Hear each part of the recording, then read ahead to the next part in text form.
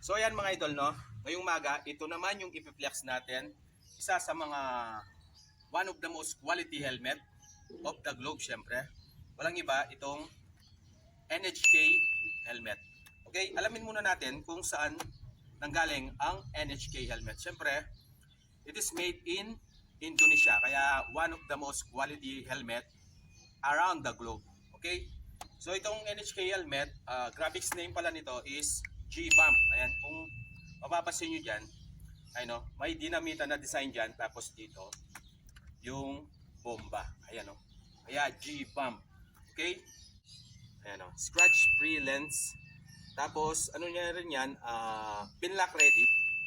Ayan, kabila yan. Pinlock ready. So, kailangan nyo lang bumili ng anti-fog lens para magamit yung ating lens. Okay?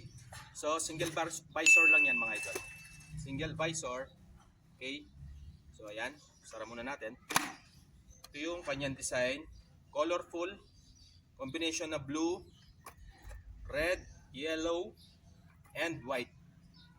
Ayan. Tapos yung kanyang air vents. Ayan. So, buksan mo lang yan. Kung gusto mo ma-press ko yung ulo, apat siya, no? Dito sa top.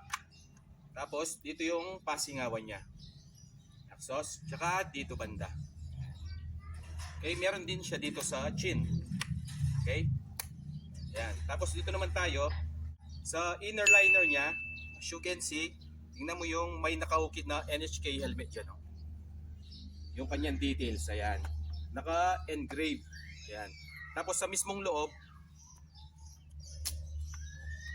may nakasulat na Road Fighter, NHK Road Fighters sa pinakaloob niyan.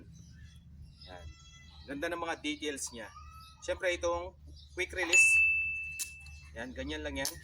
Quick release. So, yan. Ano ba masasabi natin dito? Napaka-pogi o napaka-angas.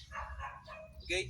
So, yan mga idol, available na po ito sa ating garage, okay? For walk-in, siyempre, ikakabit ko na lang dun sa link section yung ating location. Okay? At PM na lang tayo sa ating FB page at paki-follow na rin. Okay? For more queries, so follow na lang yung ating FB page. So yun lang mga idol. Maraming salamat. Thank you, thank you.